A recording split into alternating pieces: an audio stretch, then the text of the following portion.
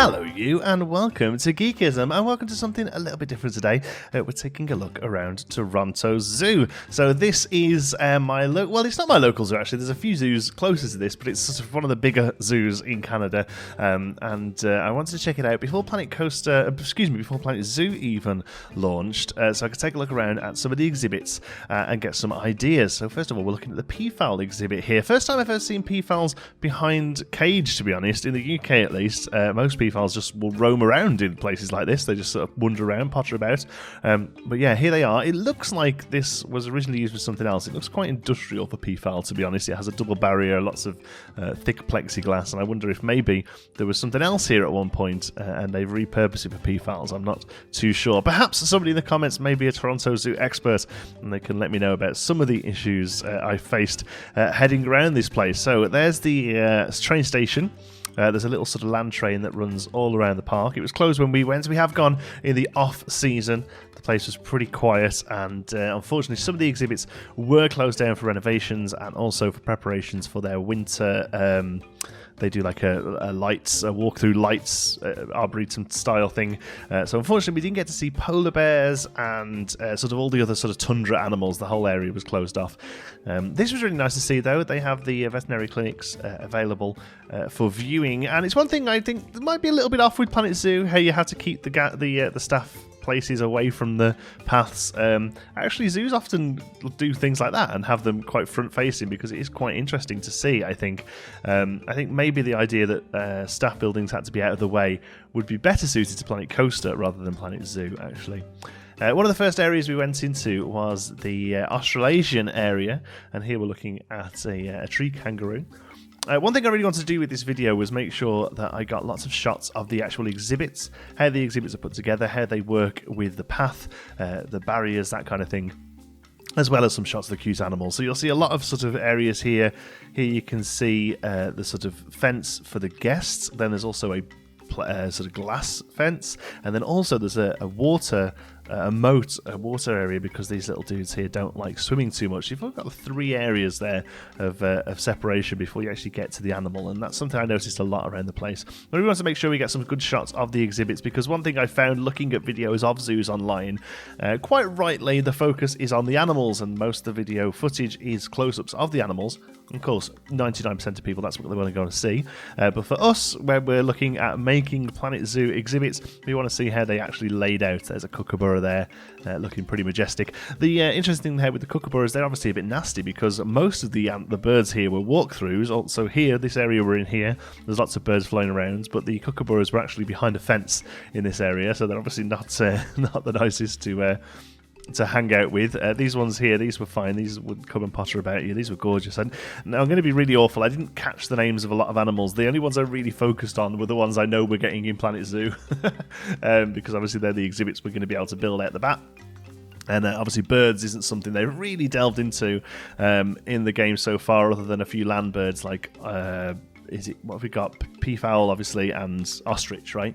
So, yeah, it'd be nice to see. I think birds, personally, seems to be like a DLC later on, I think, in the future. Here's a Komodo dragon, way bigger than I thought they were. Absolute beast. As I come in, I thought it was some sort of alligator. I assumed it was like a saltwater alligator until I come round to the front and realised it's actually a Komodo dragon. And my word, they are much bigger than I remember them being. But a nice shot of the exhibit there. And then there was an indoor bit here, oceans and islands.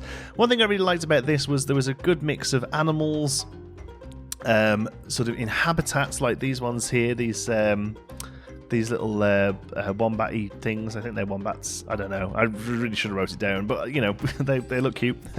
A lot of dirt. Not too sure about these painted walls at the back. I think they might be a little tacky. They kind of look a little bit like old museum kind of thing. I always think of museums when I see those sort of fake painted walls. I think they're much better off with either more of a naturalistic barrier, so barriers built up with rocks and foliage, rather than just like a mural there. I think it's a little bit more natural. So heading out of that area, then we move into one of the tiger exhibits. There's a few different tigers here at the Toronto Zoo. This one is the Amur tiger. Large open space they've got here. Interesting to see this sort of dirt path around the outside that I think has been made by the tiger. I'm pretty sure it looks like that's where the tigers pace. Obviously, it's a big thing with cats pacing in zoos, and it looks like they've actually wore that down. here was a walk area down to another area you could see. And so one thing I noticed a lot with Toronto Zoo, and I imagine zoos in general, is that they get their money's worth out of an exhibit, and they get their money's worth out of a habitat, and you'll often find that each habitat has sort of 2 or 3 focal points to go and view from. So rather than it just being a big cage with a path all around it, it's a very old-fashioned way of doing things now. Instead, you'll find that there are little sort of pods, little areas that open you up into the habitat of the animal. So there's an enclosed area, glass area here that you can see that we're looking through here, but then you can also come round and see them from the other side of the exhibit. The exhibit's like a large kidney shape, or you can actually go into the middle and see the interior area as well, which I think we do in a moment. I think the female was lying down on the inside. So here it sort of comes around. So this is all the exhibit here, but the path is brought away with some fencing, and then you can go into that area there to see the interior of the area. And again, you'll see here the interior. The floor is very much wiped clean. It's got a sluice there in the middle. That's something I've noticed in pretty much exclusively interior exhibits. They have these very sort of utilitarian floors. Animals don't seem to mind. Obviously, keeping the area clean and infection-free is probably more important as far as the animal's concerned than the animal welfare is concerned, that is, than sort of making it realistic in inverted commas. Next up was the rhinos. They have Indian rhinos here at Toronto Zoo, and they have a relative baby one. There's definitely a young one there. Here's the interior. Now, a lot of the animals you're going to see in their interior habitats, because it was pretty cold at Toronto. We're not quite into freezing, but it's sort of sitting around the sort of 1 and 2 degrees at the moment here. So a lot of the animals, especially the African animals, are pretty much all hanging around indoors. But obviously they all have exterior spaces as well. Luckily, the rhino must have heard me, because the baby rhino, I say the baby rhino, adolescent, young rhino, does actually head out later on, and we'll see them outside. But again, here the barrier is pretty much just used for guests to stop them entering. It's not there for the rhino. Instead, they use a moat there to stop the rhino being able to get out. Here you've got for a more traditional barrier, as you can see, with some wire. Whether that's hot wire or not, I don't know. But again, you can sort of see a large paddock on the outside for the rhino, who pretty much he came out, posed for a photo, and went straight back in again. He obviously went out and was like, "Nope, too cold. Sorry guys, I'm going back in." But you can definitely see lots of different sort of enrichment items. You can see how the paddocks are made up. I think Toronto Zoo it seems to be in a bit of a state of flux. And I think this is something, again, common in all zoos. It seems like a lot of zoos have got very much the old exhibits and new exhibits. Obviously don't have the sort of funds or infrastructure to change the whole thing in one go. That wouldn't be able to be done.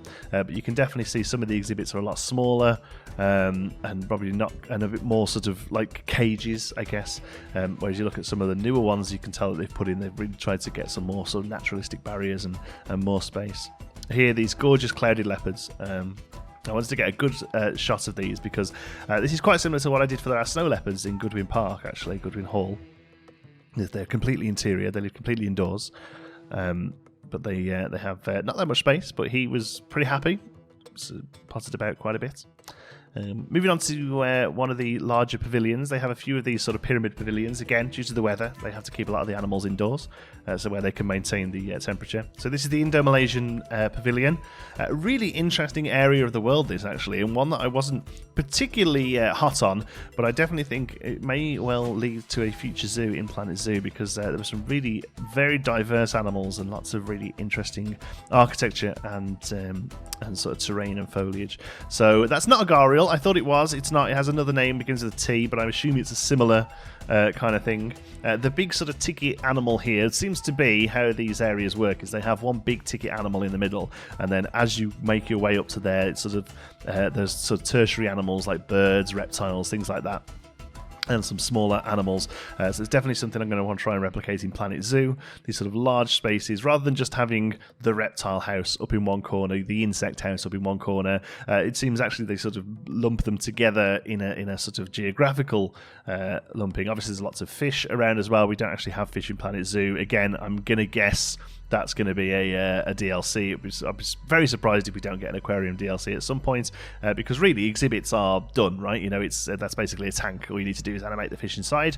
I think that'd be a perfect way of doing it, and then some larger aquatic animals as well to go into enclosures. I think that'd be perfect. Got to get a shot of these tortoises. They were fantastic, proper squaring each other up, and this dude just checking me out. But there you go. You can see the sort of smaller exhibits on the side. Obviously these chains here are because there are sort of free-flying birds as well. That is a python, reticulated python, I think, if I remember rightly. I should have written down what all the animals are. But then you get around to the big ticket animal here, which is the orangutan. Now, they are actually doing some work to the orangutan exhibit at the moment, so they are off-site, unfortunately. They are off-exhibit, as the sign said. So whether or not they're in a different part of the zoo, or if they go to another zoo on loan, I'm not too sure. There wasn't many staff around, unfortunately, I could ask them about it. But I did get chance to sort of still get a lot of the exhibits filmed. The thing is, as weird as it sounds, I didn't really mind that there weren't many animals about, because mostly they were indoors and keeping warm. I wasn't really focused on animals. I was focused more on where the animals live, because that's what I've struggled to find trying to do research for Planet Zoo, and I'm sure others have as well, is that, like I say, a lot of the video footage is I say all this as I do a close-up of an animal, but a lot of the video footage is close-ups of animals. But here I really wanted to make sure that I got what the barriers look like and how the guest areas interact with the animal areas. So here's a second animal then. This is a second tiger, excuse me, sorry. This one's a Siberian tiger.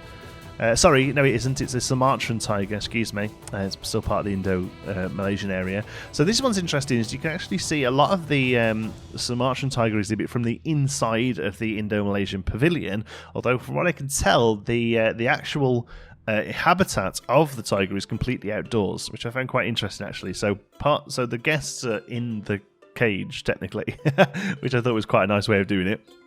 Here you can come round, and here you can see maybe slightly an older design here. It's unfortunately it does just look like a cage for the tiger. Now, of course, I'm not saying that the tiger's welfare is at any risk here. I'm sure the staff and the keepers at Toronto do an incredible job and put 100% into their work, of course. But you can definitely see how habitats have shifted over the years. As you can see here, you are just looking at a big cage, and that's definitely something that's changed more recently. So moving into the next area then after Indo-Malaysian was the African area, which is another pavilion that we didn't have time to go in, I don't think. Oh no, we went into the pavilion. We didn't have time to go to the bat enclosure, unfortunately. But there's a pavilion that we'll do in a moment. But first of all, they have the sort of savannah area. So again, starts off with some smaller exhibits. That was a warthog, I believe, there, but I couldn't see him anywhere. He's obviously hanging out inside. And then here, the giraffes, again, both hanging out inside. We managed to catch the giraffe to talk.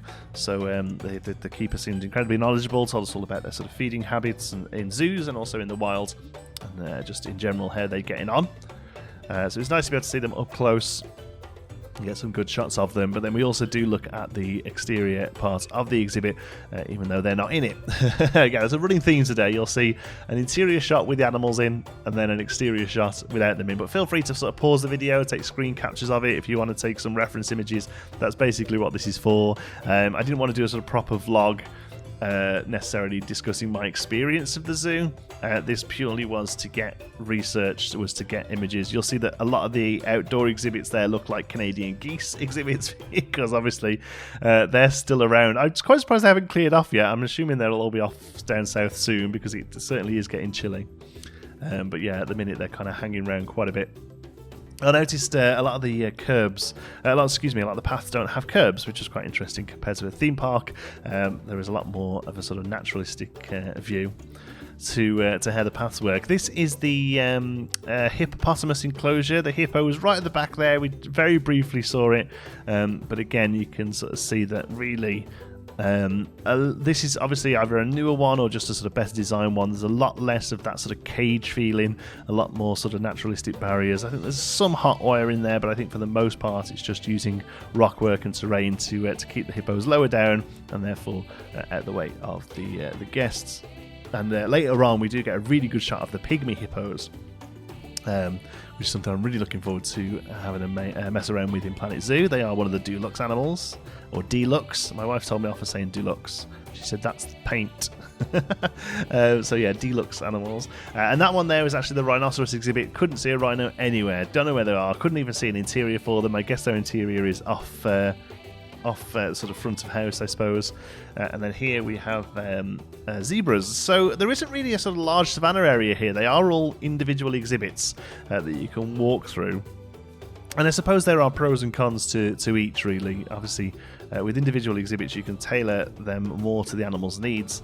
But obviously, with more of a savannah area, it's probably more interesting to view as far as guests are concerned. Obviously, the animals gain a bit of enrichment for being with their similar sort of ungulates and things like that on the savannah.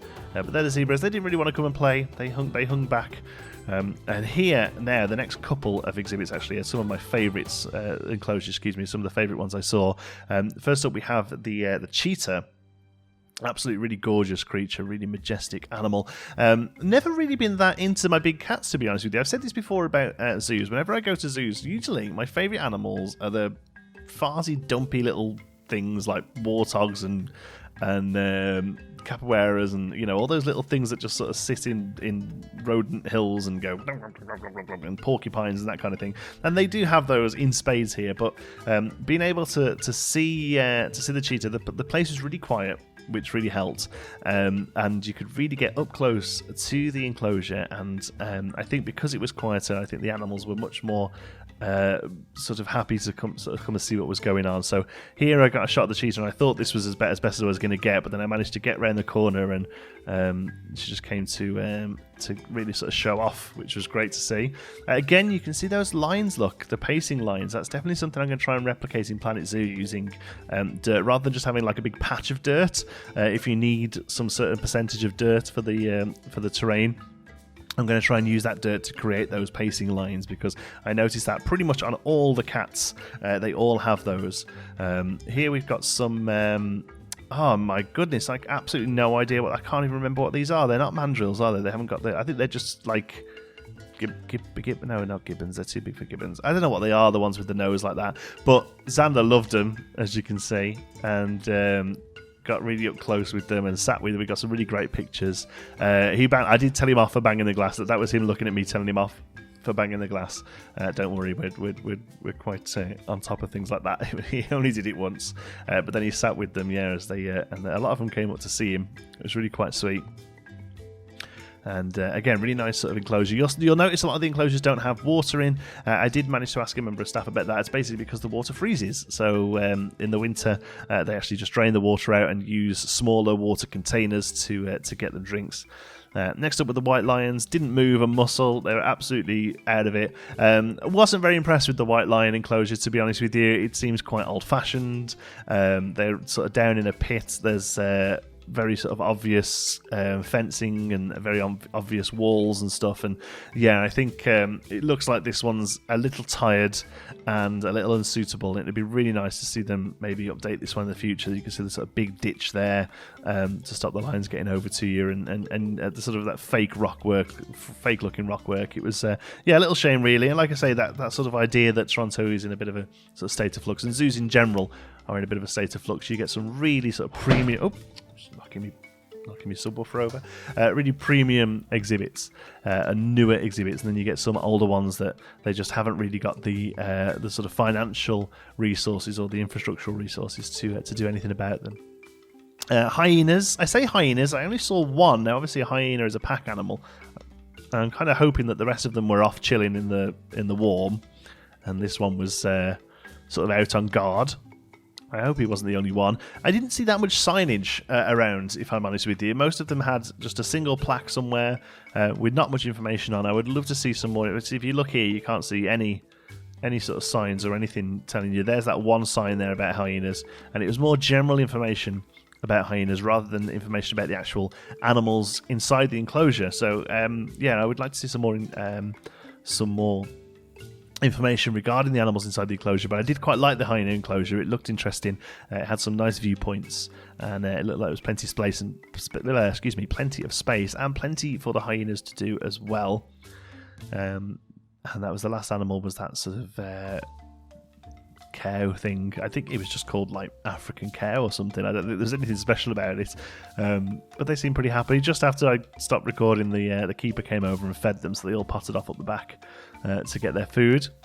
And then we walked about 1.5 miles to get to the next area, which is the Canadian area of the zoo. So sort of showing off some of the Canadian animals. It was a really long walk. Just up the back there, you can see here's another station for the bus, the land bus that wasn't actually running due to the weather. Like I say, a lot of the services were closed. Here's some blue wildebeest, the last of the African animals. I think they were just sort of to one side, and again, just kind of in a big cage, really. As you head there into the Canadian domain. And another thing I noticed about zoos, they don't seem to care that you have to walk. They're just not interested. The animals will go where they need to go, and the stuff gets joined up with paths, and quite a lot of time you will either spend your time walking between them, up and down hills. They really have the animals sort of are the priority, and you work around them, which I think is good, and something that we'll have to try and replicate in Planet Zoo, and make sure we sort of get out of that theme park mindset and more into a zoo mindset. So first up, raccoons. Now, I feel it's kind of silly having a raccoon enclosure in Canada. It's kind of like having a pigeon enclosure back in the UK. Like, these things are vermin. I mean, I don't mind them. You see them all the time. I would never harm one or anything, but, you know, they hang around and they go through bins. And one of the few animals that really came up to guests, you can obviously tell that guests feed them and they're used to it, and you know, it's probably a bit naughty really, but it looks like they do it because they came straight over. Then we got to see this gorgeous Canadian cougar, really beautiful creature. Again, the big cats, I really sort of got smitten with them on this zoo trip, something I haven't really done before, but just seeing them sort of move around, they're just such graceful creatures. And we managed to get this one here being fed. So you'll see here is hanging around. There's a keeper just on the other side of the fence there, and all he's doing is stroking her nose, just giving a little stroke, and what he's doing is basically keeping her occupied while the other keeper went round and sorted out food. As you can see here, they're coming out and locking it up. Basically, it's just his job to kind of keep an eye on it while the other member of staff goes in and does what he needs to do. And you can obviously tell that they recognise keepers and have affection for keepers, because she pretty much follows them all the way around. I think I managed to get a little closer in a moment, try to see her. So we move around here any second. There we go. I managed to get a better look at her as she watches the keepers drive off. I mean, she heard the Jeep. Like, literally the Jeep came over and she got up from where she was. There's two of them in here, a boy and a girl. This is the female. And I'm pretty sure that's what they said anyway. That's what the staff said. And they have, again, a really nice exhibit with a lot of verticality for them, which obviously makes sense with them being cougars. They spend a lot of time in trees.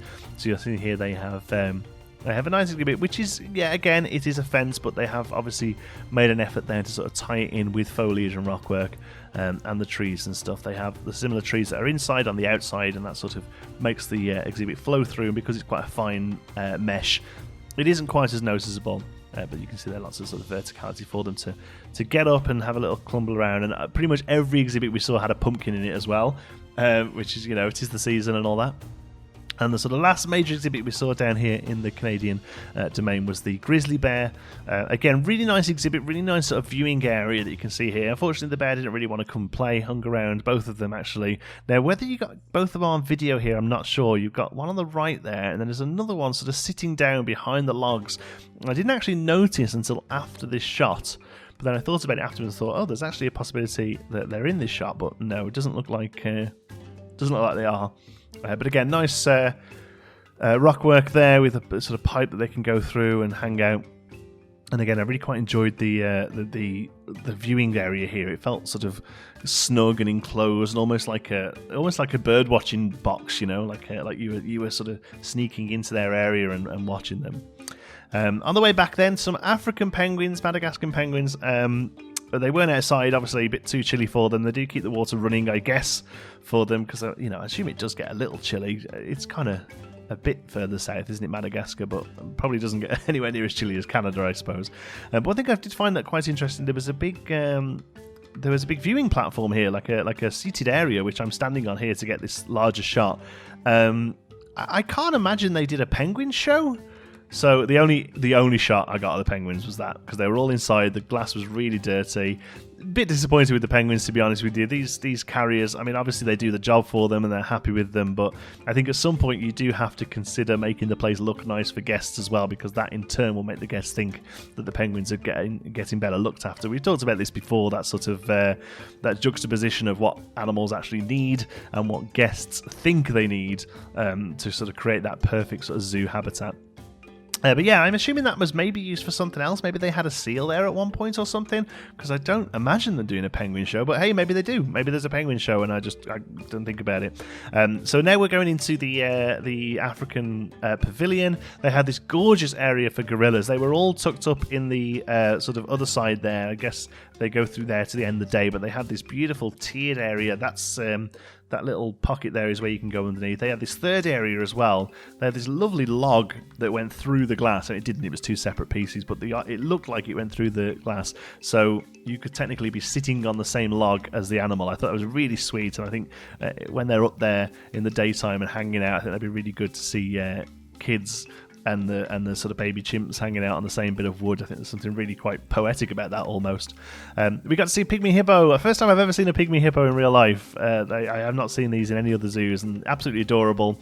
Can't wait to get into Planet Zoo so I can build a pygmy hippo enclosure now, because I kind of fell in love with this one. I spent a long, like 15 seconds of footage probably, but I spent about 20 minutes looking at this little dude. Love the little path across here to some water. I'm going to probably try and just remake that exhibit. I think that was a really nice enclosure. There's some warthogs here as well. And again, see, that they should have water there really, because this was indoors. It was quite warm in here, so maybe they were draining it out, or maybe they use it to make more of like a mud bath as opposed to water. You can see my hair just having a bit of puddle water instead. Poor thing.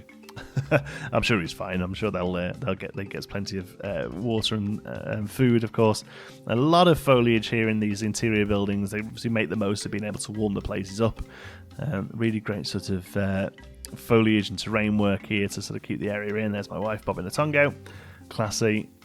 And then we move on to the exit there. So there was a carousel, and then here's the sort of larger open exhibit there. That on the left, we'll have another look at that in a moment.